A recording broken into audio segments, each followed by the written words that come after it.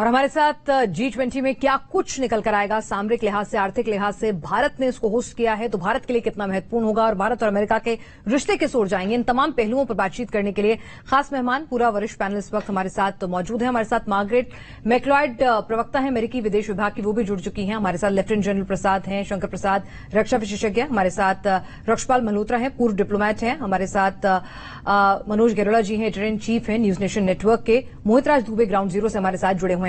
तो सभी के पास हम लौट कर आएंगे, लेकिन सबसे पहले हमारे साथ मैक्लॉयड इस वक्त जुड़ चुके हैं। मार्गरेट मैक्लॉयड, आपसे हम सर समझना चाहेंगे, हमारे साथ यूनुस खान साहब भी हैं, फ्रांस से जुड़ रहे हैं, सीनियर जर्नलिस्ट हैं फ्रांस में। हमारे साथ नहीं जुड़ी हैं अभी जी, हमारे साथ हमारे सहयोगी मोहित राज दुबे भी हैं और तमाम खास मेहमान हमारे साथ जुड़े हुए हैं। मनोज सर, सबसे पहले आपसे आपका रिएक्शन। पहला सेशन खत्म हो गया, बहुत जरूरी मुद्दा वन अर्थ, जिसमें क्लाइमेट चेंज भी आती है, जिसमें पीस भी आती है, जिसमें इंफ्रास्ट्रक्चर डेवलपमेंट, इक्वालिटी, तमाम चीजें आती हैं। जी हाँ, देखिए, ये तो बिल्कुल ही इस G20 समिट का कोर था, क्लाइमेट चेंज, सस्टेनेबल डेवलपमेंट। और अगर हम अपने देश की बात करें और या फिर हमारे प्रधानमंत्री मोदी जी की बात करें, तो हमारे देश का एजेंडा पिछले 10 साल में या 9 साल में जो क्लाइमेट चेंज है, सस्टेनेबल डेवलपमेंट है, वो हमारे एजेंडा के कोर में रहा है। जब भी मोदी जी को मौका मिला है वर्ल्ड के किसी भी प्लेटफॉर्म में, तो उन्होंने सस्टेनेबल डेवलपमेंट की बात करी है, तो इसलिए ये हमारे लिए बहुत ही ज्यादा इंपॉर्टेंट था।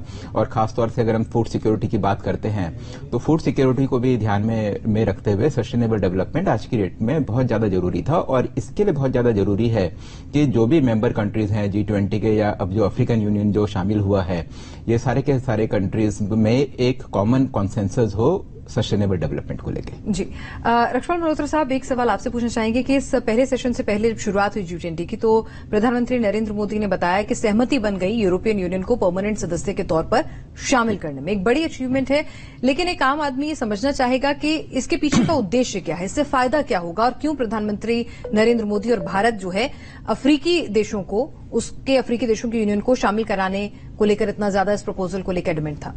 जी, अफ्रीकन यूनियन का इसमें शामिल होने का एक सीधा मतलब तो ये हुआ कि जो ग्लोबल साउथ है उसको एक रिप्रेजेंटेशन मिल गई।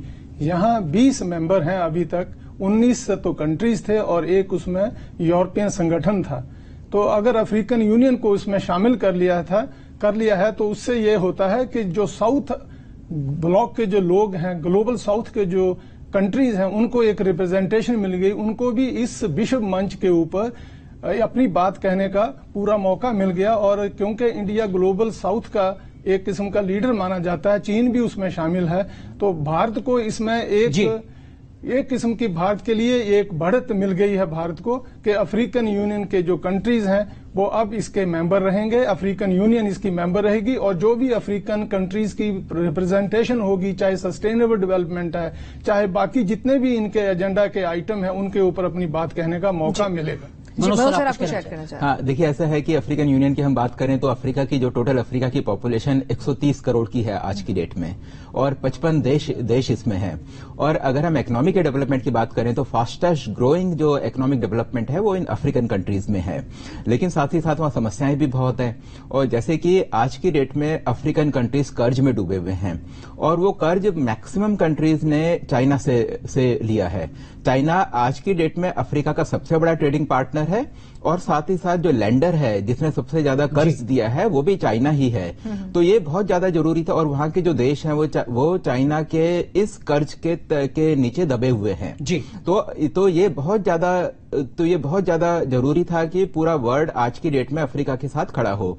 अब अफ्रीकन यूनियन क्योंकि G20 का पार्ट बन गई है, और इस G20 में हम लोग वर्ल्ड बैंक के रिफॉर्म्स की बात कर रहे हैं, IMF में रिफॉर्म्स की बात कर रहे हैं, तो और इसका मतलब ये है कि जो मेंबर कंट्रीज हैं, खासतौर से अफ्रीकन जो कंट्रीज हैं, उन कंट्रीज को कम इंटरेस्ट पे पैसा मिल सके और ज्यादा से ज्यादा पैसा मिल सके जी। तो जो एजेंडा अगर ऐसा हो जाता है, अगर G20 में रिफॉर्म्स होते हैं, और तो अफ्रीकन यूनियन की और अफ्रीकन यूनियन के शामिल होने से अफ्रीकन यूनियन का से होगा कि रिफॉर्म किस तरीके के होने चाहिए या आने वाले टाइम पे पॉलिसीज क्या होनी चाहिए।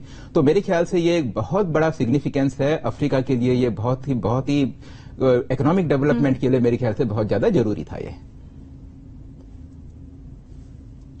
तो हमारे साथ तमाम खास मेहमान लगातार बने हुए हैं और देखिए एक और खास मेहमान हमारे साथ जुड़ चुकी हैं जो अमेरिका के विदेश विभाग की अहम जिम्मेदारी निभाती हैं। इस वक्त भी काफी ज्यादा व्यस्त नजर आ रही हैं। मोहित राज दुबे हमारे जो सहयोगी हैं वो भी उनके साथ बने हुए हैं। मोहित, हमें आपसे बात करनी होगी। शायद मुझे लगता है मोहित उनको अपना ईयरपीस वगैरह दें, थोड़ा सा नेटवर्क थ्रू होने में शायद 1-2 मिनट अभी और लगेंगे। मार्गरेट से भी हम ये जानने की कोशिश करेंगे अनुराग के भारत और अमेरिका ने भी बहुत बड़ा संदेश देने की कोशिश की है इस प्लेटफॉर्म से। शी जिनपिंग की गैर मौजूदगी में जिस तरह से भारत और अमेरिका ने अपने रिश्तों को मजबूती देते हुए जो मोहित शायद बात करेंगे उनसे, क्योंकि उनसे हम बात नहीं कर पा रहे। मोहित, मार्गरेट आपके साथ हैं। भारत और अमेरिकी रिश्तों की अगर हम बात करें तो उसको लेकर मार्गरेट का व्यू पॉइंट जानने की कोशिश कीजिए कि जिस तरह से शी जिनपिंग की मौजूदगी और इस तरह से दोनों के बढ़ते हुए रिश्तों को चाइना को काउंटर करने के तौर पर भी देखा जा रहा है। तमाम जो पहलू हैं उन पर आप उनसे बात करें एक बार।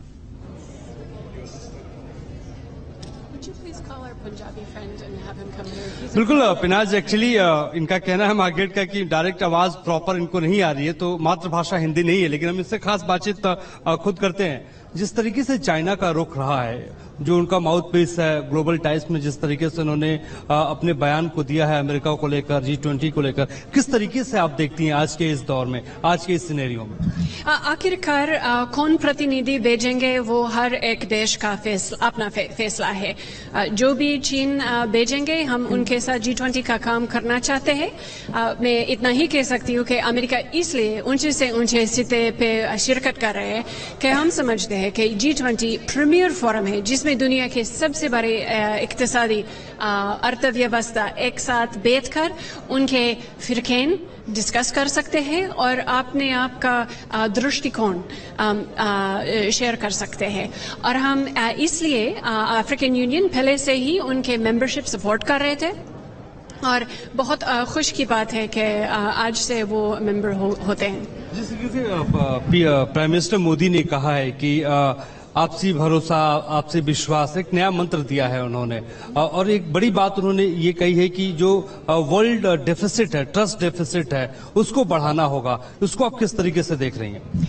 हम समझते हैं कि फिरकीन बात से ही हम ओवरकम कर सकते हैं। हम इसलिए शिरकत कर रहे हैं इस G20 में और हम इसलिए 2026 में खुद G20 अमेरिका में मेजबानी करना चाहते हैं।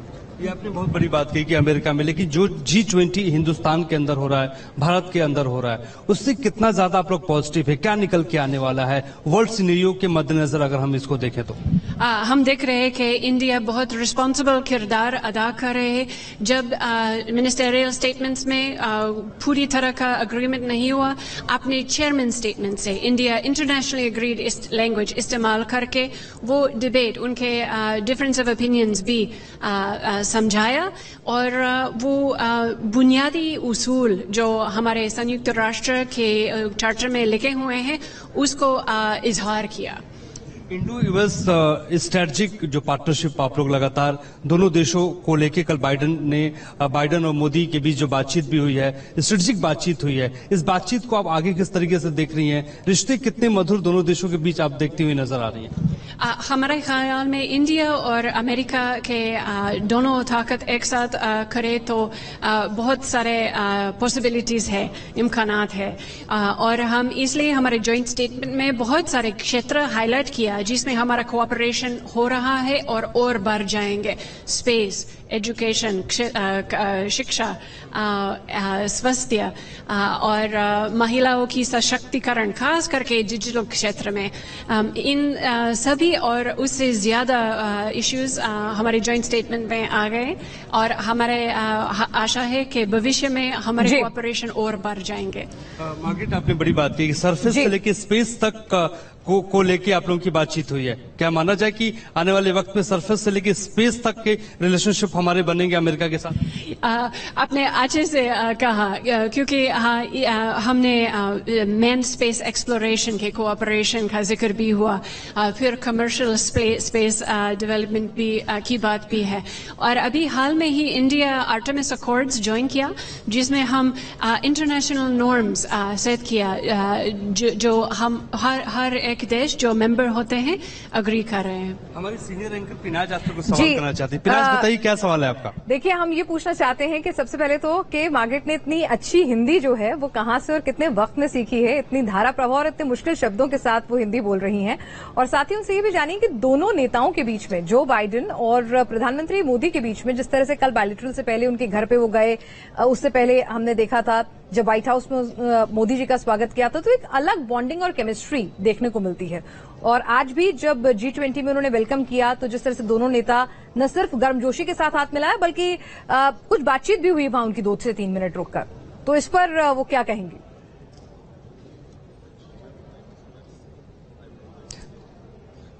बिल्कुल पिनाज, बड़ा इंपॉर्टेंट आपने सवाल किया है। अपनी बहुत अच्छी आप हिंदी बोलती हैं, ये हिंदी आपने कहाँ से सीखी, कितनी मेहनत की, किस तरीके से आप इतना अच्छा हिंदी बोल लेती? कई साल पहले मैं दिल्ली स्कूल ऑफ इकोनॉमिक्स में पढ़ने के लिए आई हूँ और वहाँ पे मेरी सहेलियाँ सब हिंदी बोल रही थी। मेरे दिवाली छुट्टी पे लैंडोर लैंग्वेज स्कूल गई जो मसूरी में है, और उसके बाद हमारे विदेश मंत्रालय में दाखिला लेकर गुजराती और उर्दू भी सीख लिया हमारे विदेश सेवा का काम के लिए। और वो पूछ डालिए केम छो? गुजराती आती है? आती थी, एक जमाना था ત્યારે હું ગુજરાતી આવડતી હતી। કેમ છો? મજામાં। लेकिन जिस तरीके से हम देख रहे हैं कि जो बॉन्डिंग प्रधानमंत्री मोदी और जो बाइडेन में कल दिखाई थी और जो केमिस्ट्री दिखाई थी वो अपने आप में बहुत इंपॉर्टेंट है। इस केमिस्ट्री को आप किस तरीके से आगे देखती हैं दोनों देशों के रिलेशनशिप को लेकर? मेरा ख्याल में ये बस हमारे लोगों के बीच का रिश्ता का एक सिंबल है। और आपके समय के लिए बहुत धन्यवाद। मेरा और कुछ लोगों के साथ बात करनी है। बहुत धन्यवाद। Thank you so much. तो हमारे साथ मार्गरेट थी और मार्गरेट ने सीधे तौर पर जिस तरीके से हिंदी में उन्होंने बातचीत की, निश्चित तौर पर हिंदुस्तानी कल्चर में वो लगातार बढ़ चढ़ कर हिस्सा ले रही है, हिंदुस्तानी कल्चर को वो समझ रही है। और आने वाले वक्त में जिस तरीके से वो कह रही है कि अमेरिका और हिंदुस्तान, भारत के बीच जो लगातार रिश्ते प्रगाढ़ होते जा रहे हैं, रिश्ते बेहतर होते जा रहे हैं, वो नए आयाम को छूते हुए नजर आएंगे। यानी धरती से लेके अंतरिक्ष तक के संबंध लगातार जो है वो और बेहतर होते जाएंगे, सरफेस से लेके स्पेस तक और बेहतर रिश्ते बनते हुए नजर आएंगे और हर मोर्चे पर जी रिश्ते मजबूत हो रहे हैं। और जिस तरह से यहां पर चाइना को काउंटर करने के लिए भी हिंदुस्तान के बढ़ते मजबूत रिश्ते और भारत की उभरती हुई मजबूत होती हुई अर्थव्यवस्था भी जो है एक बड़ी वजह है कि अब पूरा चेंज ऑफ पैटर्न देख रहे हैं। पहले हिंदुस्तानियों को अंग्रेजी सीखनी पड़ती थी, लेकिन अब आप देखिए कि विदेश विभाग में हिंदुस्तानी सीखने के लिए चाहे चाइना में चले जाइए आप या अमेरिका चले जाइए, जर्मन चले जाइए, हर जगह आपको ऐसे लोग मिलेंगे जो हिंदी बोलते हैं। बिल्कुल, ये डिप्लोमेसी का हिस्सा है और अगर आपको कारोबार भी आगे बढ़ाना है तो उस देश की भाषा आपके लिए बेहद जरूरी है, संबंध बेहतर करने के लिहाज से भी। नई दिल्ली में हो रहे G20 सम्मेलन में शनिवार को अफ्रीकन यूनियन को G20 में शामिल कर लिया गया। सम्मेलन के दौरान पीएम मोदी ने इसका प्रस्ताव रखा जिसे सभी सदस्य देशों ने स्वीकार कर लिया। सबका साथ की